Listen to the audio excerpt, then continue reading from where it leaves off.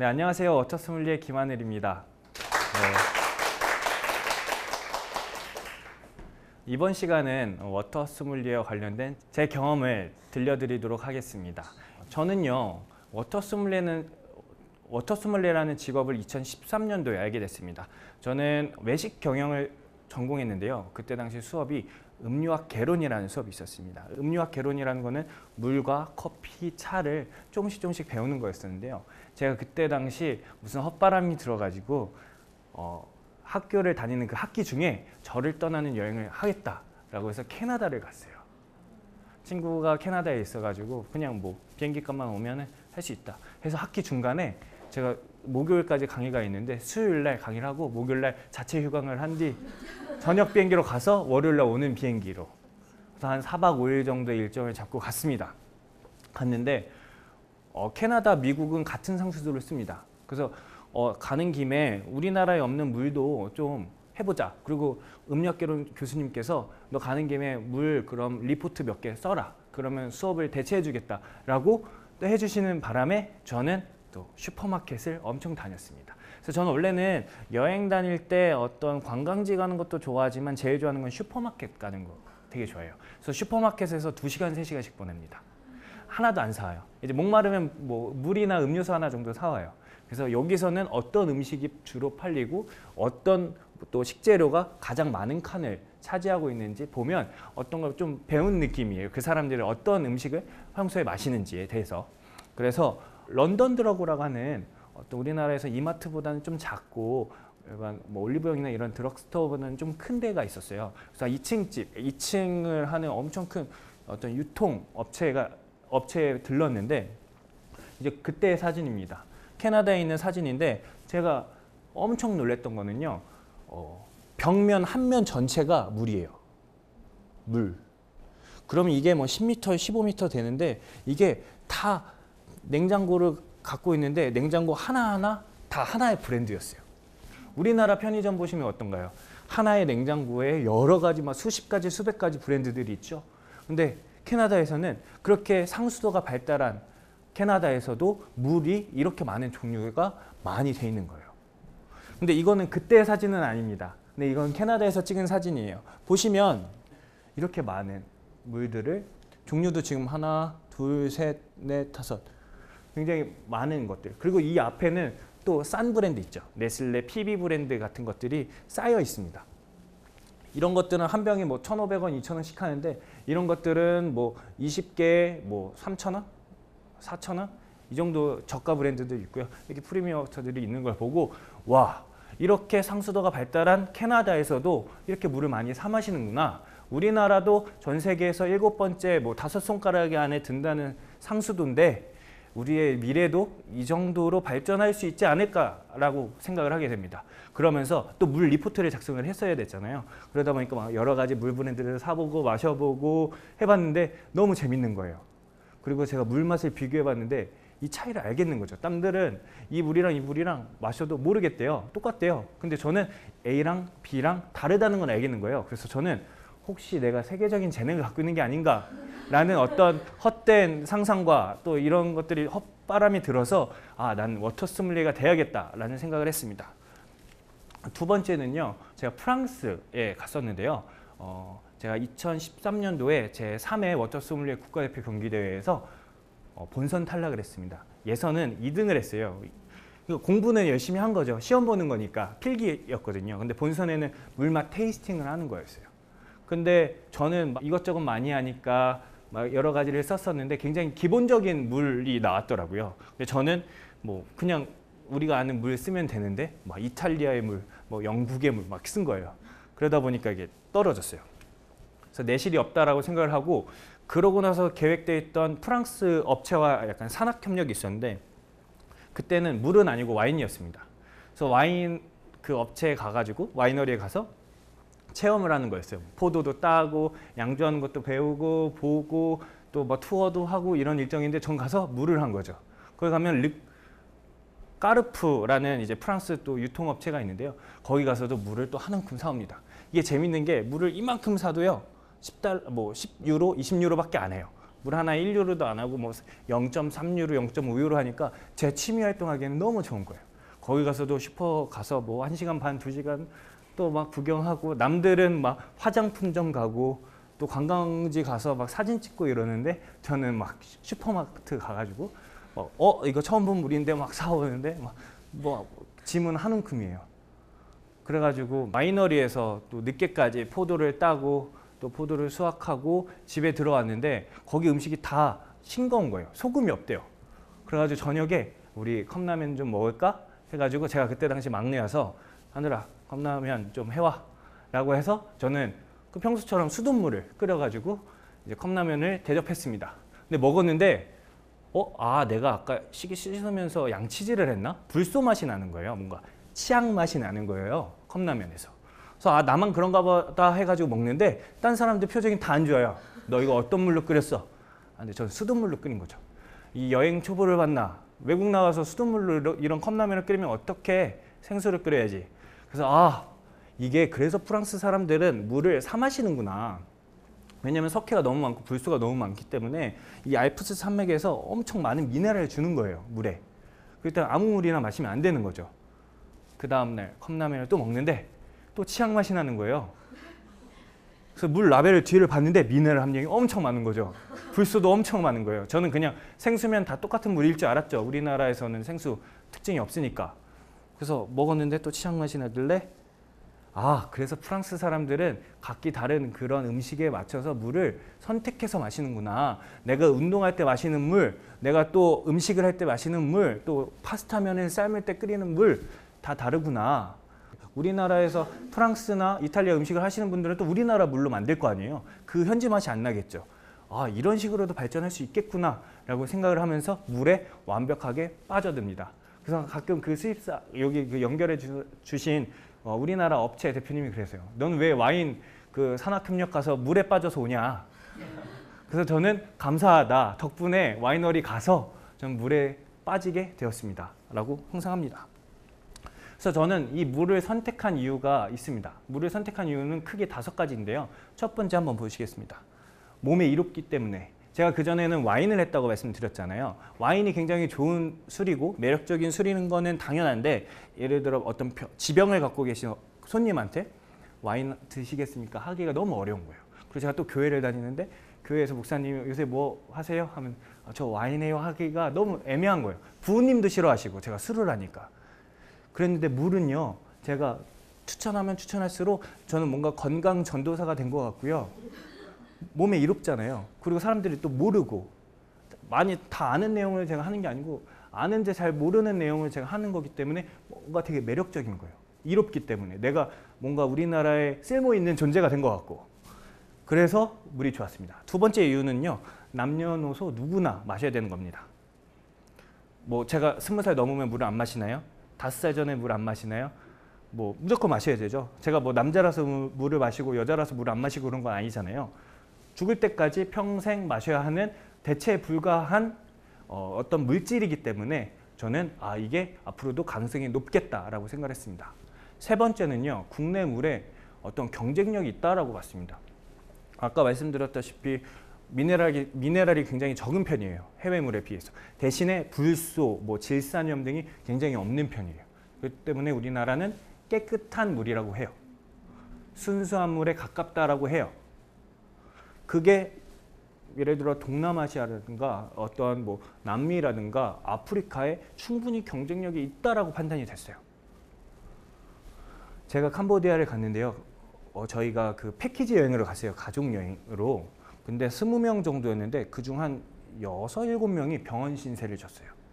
물이 너무 안 좋아서요. 그때가 6월 말이었는데 7월 말이었는데 그때 우리가 얼음물로 마시잖아요. 그래서 벌컥벌컥 마시는데 이게 차갑게 마시면 그 특징들이 굉장히 위축되거든요. 그래서 차가운 물맛밖에 안 나요. 근데 캄보디아 갔더니 어머니가 보셨대요. 물을요, 빈 병을요, 막 수도꼭지 같은데 이렇게 한 다음에 한번 헹군 다음에 그 뚜껑을 놓고 망치로 툭툭 떠들인 다음에 닫은 다음에 그러고 저기 냉장고에 넣는다고 하더라고요. 그 물을 판매를 하는 거예요. 우리는 그 물을 사가지고 냉동해가지고 완전 얼음물로 만들어서 모래향 이런 향 안 나죠. 그런 것들을 마셔온 거죠. 제가 그래서 캄보디아에서 약 20가지의 물을 사왔습니다. 그래서 우리나라에서 똑같은 조건으로 그 물을 마셔봤는데 어떤 향이 나는지 아세요? 뭐 흙향 뭐 이런 건 당연히 나고요. 플라스틱 향 당연히 나고요. 어떤 향이 나냐면 뭐 이끼, 풀은 어떤 풀이냐면요. 잔디에 그래시하는 그 풀 향도 나고요. 그리고 우리 붙이는 글루, 알죠? 딱풀, 그 향이 나요. 플라스틱에 이런 것들이 계속 재활용되고 하다 보니까 이거를 우리가 얼음물로 먹으면은 저도 모를 수도 있고 여러분도 당연히 모를 수 있죠. 그런 물들을 하다 보니까 그런 물들은 우리나라의 깨끗한 물들이 들어가면 경쟁력이 있겠다라고 싶었죠. 네 번째는 물에 대한 저평가입니다. 우리가 물은 막 쓰고요. 그리고 물을 마셔야 되는 그런 것들에 대해서 크게 생각하지 않습니다. 왜냐하면 우리가 하루에 2리터도 안 먹었는데 지금까지 잘 살고 있잖아요. 근데 우리 몸은 계속 피폐화되고 있는데 잘 모르죠. 병이 걸리고 계속 뭐 피부는 안 좋아지고 그리고 뭐 피는 계속 탁해지고 하는데 우리는 계속 모르고 있습니다. 근데 이제 물에 대한 중요성이 강조되고 이렇게 되다 보면 물에 대한 가치가 올라가겠죠. 나중에는. 그러면 지금은 저평가됐지만 나중에 내가 돈을 한참 벌 때는 물이 되게 중요하다는 걸 알 수 있겠다. 그러면 발전 가능성이 있는 거죠. 그렇기 때문에 발전 가능성이 저는 굉장히 마음에 들었습니다. 다섯 번째는 응용 가능성입니다. 아까도 말씀드렸다시피 커피의 물, 차의 물, 뭐 칵테일의 물 다양하게 활용 가능하다고 말씀드렸잖아요. 근데 제가 처음 강의를 한 것도 바리스타 학원이었어요. 그래서 커피에 들어가는 물에 대해서 물의 중요성 그리고 물의 종류에 대해서 말씀을 드렸었고요. 그리고 처음 들어온 프로젝트가 화장품 업체였어요. 이 화장품을 만드는데 요새는 많이 등장했죠. 빙하수로 만든 수분크림, 해양 심층수로 만든 어떤 뭐 스킨 로션 그런 것들이 저한테 들어오는 거예요. 이거 잘하면 내가 화장품 업체에서도 자문을 할 수 있겠는데. 그리고 우리 옷 업체 있죠. 옷. 이게 염색약도 되게 중요하지만 어떤 물에 녹이느냐에 따라서 색깔이 다르대요. 그래서 이 5가지가 제가 워터 소믈리에를 하게 된 결정적인 요인입니다. 그리고 한 잡지사에 제 인생을 인터뷰한, 원래는 보통 다른 잡지사에서는 물이 왜 중요한지, 물의 중요성 뭐 이런 얘기만 했거든요. 물에 대한 이야기만 했었어요. 근데 이때는 제 인생에 대한 이야기를 했어요. 그래서 보시면은 제가 성장 환경이랑 어떻게 워터 소믈리에가 되는지 이런 이야기들을 하는 기회도 생겼습니다. 이때가 25살이에요. 그리고 한 잡지사에서 또 저를 또 데리고 또 생수업체 방문을 해서 김하늘의 워터 소믈리에 어떤 수원지 탐방기 식으로 또 프로그램이 나갔었고요. 이때는 되게 젊고 피부도 뽀얗고 그렇죠. 이때는 26살 때입니다. 이때도 대학생이었어요. 그리고 CF를 찍게 됩니다. 아까는 제가 좀 오그라들어서 CF 얘기는 안 했었는데 그래서 카피라이트가 되게 회자가 됐었어요. 그게 물은 섬세해서 온도에 따라 맛이 달라져요. 이게 굉장히 그때 그래서 광고 어워드에도 후보에 올랐어요. 그래서 워터 소믈리에가 된 후 승승장구를 한 것 같았어요. 그래서 제 인생을 한번 여러분들께 한번 공유를 하려고 해요. 그래서 25살에는 국가대표 워터 소믈리에도 우승을 했고요. 대기업이라고 하는 거는 대기업이 하고 있는 호텔에서 제의가 들어왔어요. 이때가 25살 대학교 4학년을 남겨두고 휴학하고 있었거든요. 그때 들어왔어요. 근데 이때 뭐라고 했었냐면 대학을 아직 졸업하지 않았으니까 그 학교 수업 스케줄을 다 맞춰주겠다. 굉장히 좋은 조건이죠. 누가 그 회사에서 학교 스케줄을 빼줘요. 그 대신 뭐라고 했냐면 아직 졸업을 못했으니까 고졸 아니에요? 그래서 월급을 고졸로 주겠다는 겁니다. 그래서 생각을 했습니다. 이게 시간 빼주고 이런 건 좋은데 고졸? 그럼 언제 내가 그런 대기업이랑 비슷한 연봉을 받게 될까? 생각해보니까 답이 없는 겁니다. 왜냐하면 고졸 아시겠지만 고졸 월급이랑 대기업 월급이랑 한 3배 차이 났어요. 그래서 난 앞으로 가능성이 더 많은 아이인데 지금 굳이 이런 대우를 받으면서 갈 필요가 있을까? 괜히 이런 대우를 받아서 내가 증명하지 못한다면 앞으로 이거보다 더 조금 받을 수밖에 없지 않을까? 그래서 난 아직 준비가 덜 됐으니까 좀 준비를 더 해서 하자라고 해서 거절을 했었습니다. 그리고 26살에 이제 대학교 4학년이었고요. 이때 아까 뭐 잡지도 나오고 방송도 엄청 많이 나왔습니다. 그래서 지금까지 제가 출연한 방송만 30개가 넘고요. 그리고 잡지만 해도 20개가 넘습니다. 라디오도 2번 나갔고 인터뷰도 거의 20차례 이상 하게 됐습니다. 그리고 약간 대기업은 아니었는데 중소기업에서 10곳이 넘는 곳에 이번에 졸업하신다면서요? 예, 기회를 드릴 테니까 한번 우리 팀장으로서 해보시겠어요? 너무 좋은 기회죠. 근데 저희가 회사가 작아서 돈은 많이 못 드려요. 그러면 제가 이랬어요. 그러면 내가 많이 팔면 많이 주냐? 그거는 저희 형평성이 있어서 어려운데요. 그래서 이것도 아직 내가 어떤 사회에서 내가 증명하기에는 좀 부족한 것 같다. 아직 좀 협상하는데 좀 문제가 있는 것 같다라고 생각해서 그러면 고사를 했습니다. 그러면서 27살에 홀로서기가 된 거죠. 왜냐하면 지금 A 업체부터 Z 업체까지 저랑 다 컨택을 했는데 다 저를 좋아한대요. 근데 한 회사랑 일을 하면 한 회사랑밖에 일을 못 하잖아요. 근데 A부터 Z까지 업체 일 다 하면 돈을 더 많이 벌 수 있잖아요. 그래서 좀 기다렸어요. 그래서 이 업체랑도 해보고 이 업체랑도 해보고 이 업체랑도 해보고 싶어서 난 그럼 혼자 컨설팅을 해보자 라고 홀로서기를 했는데 이때 26살 4학년 종강하고 나서 졸업하기까지 딱 2달 동안 완전 페인 방황 생활을 했어요. 왜냐면 이때 뚝 끊긴 거예요. 이때 27살 2월까지 완전 페인이었어요. 맨날 술만 마시고 친구들이랑 만나면 어디서 막 척하죠. 나 잘 돼.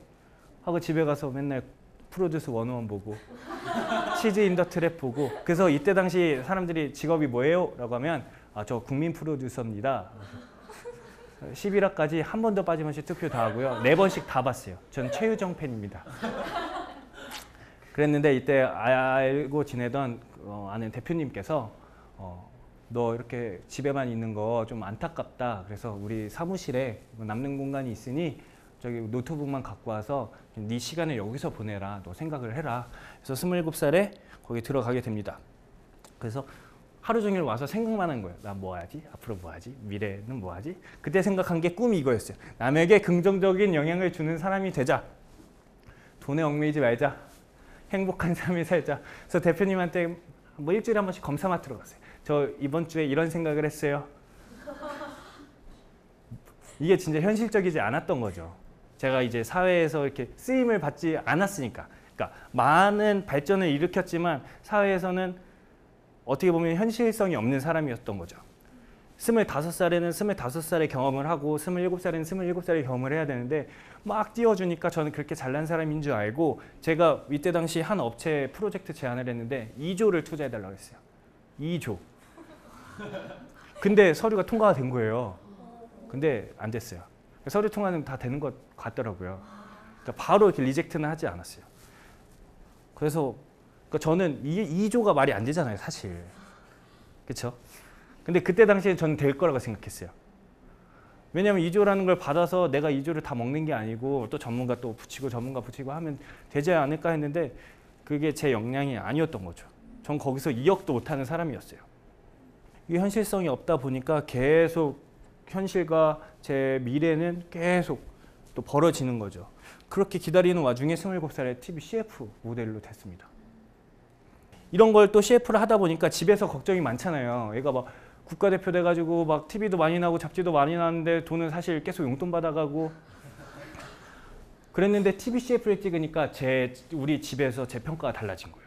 TV 틀면 나오고 아버지 친구들 중에서도 막 캡처해서 보내시고 막 TV 찍어서 보내시고 하늘이 나왔다 또 이러시니까 그러니까 이때는 뭐 거의 100차례 나온 것 같아요.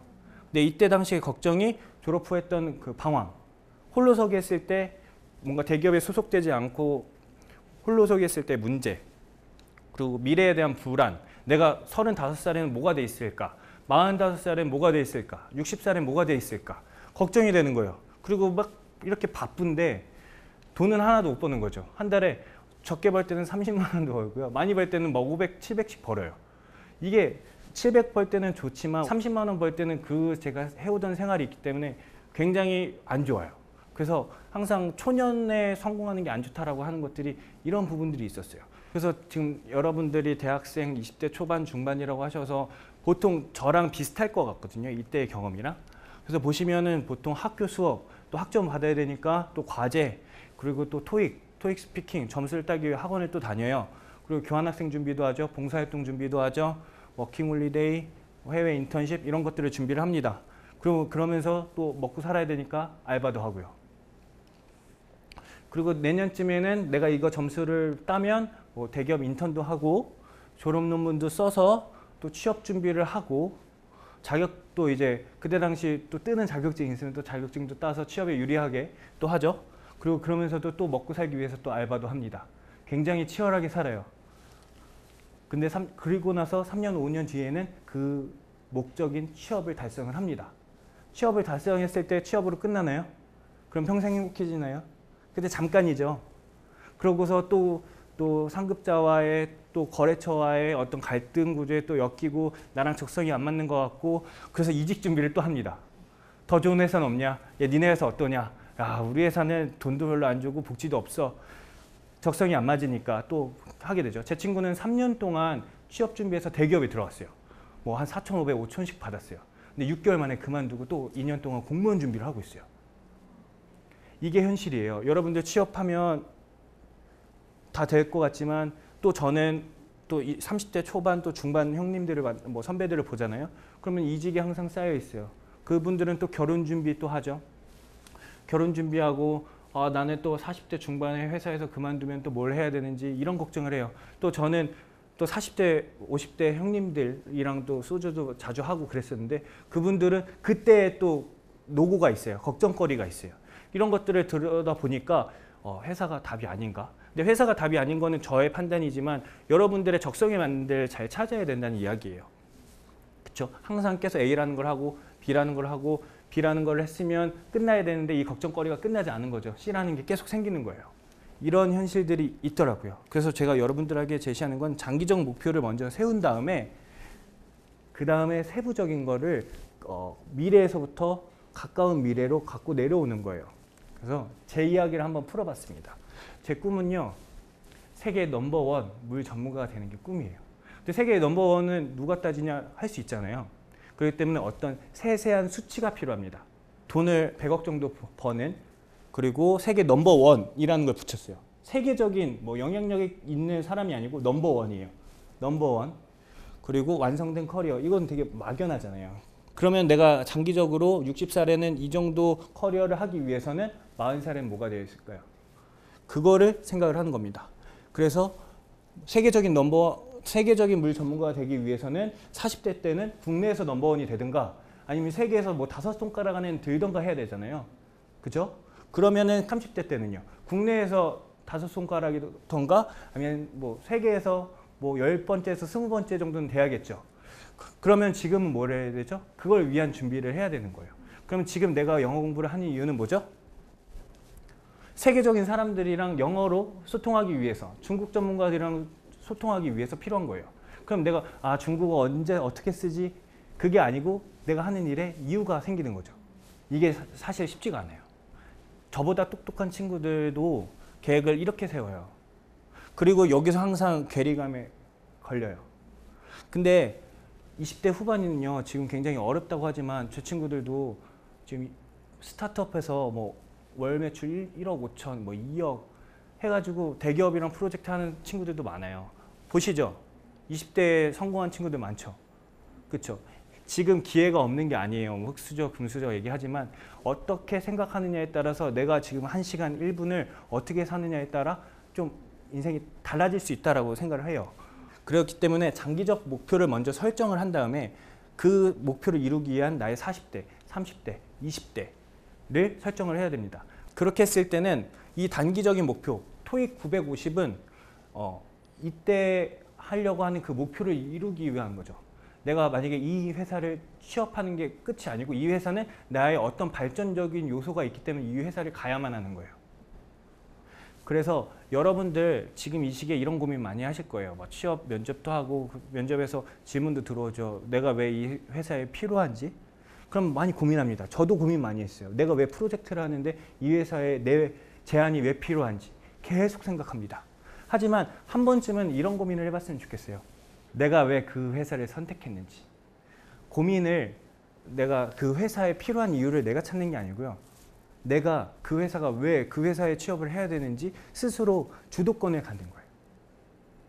이 고민만 해서는 또 안 돼요. 아까의 그 회사에 필요한 이유도 고민해오고 내가 왜 그 회사를 가야만 하는지 그 이유까지 갖춰진다고 하면 내가 좀 더 경쟁력 있고 그 회사에 취업할 수 있는 가능성들이 더 커지지 않을까 생각을 합니다. 제가 준비한 강의는 여기까지고요. 네, 감사합니다. 네. 여러분들 지금 이 시기에 이런 고민 많이 하실 거예요. 내가 왜 회사에 필요한지? 그럼 많이 고민합니다. 저도 고민 많이 했어요. 내가 왜 프로젝트를 하는데 이 회사에 내 제안이 왜 필요한지 계속 생각합니다. 하지만 한 번쯤은 이런 고민을 해봤으면 좋겠어요. 내가 왜 그 회사를 선택했는지, 내가 그 회사가 왜 그 회사에 취업을 해야 되는지 스스로 주도권을 갖는 거예요. 이 고민만 해서는 또 안 돼요. 아까의 그 회사에 필요한 이유도 고민해오고 내가 왜 그 회사를 가야만 하는지 그 이유까지 갖춰진다고 하면 내가 좀 더 경쟁력 있고 그 회사에 취업할 수 있는 가능성이 더 커지지 않을까 생각합니다.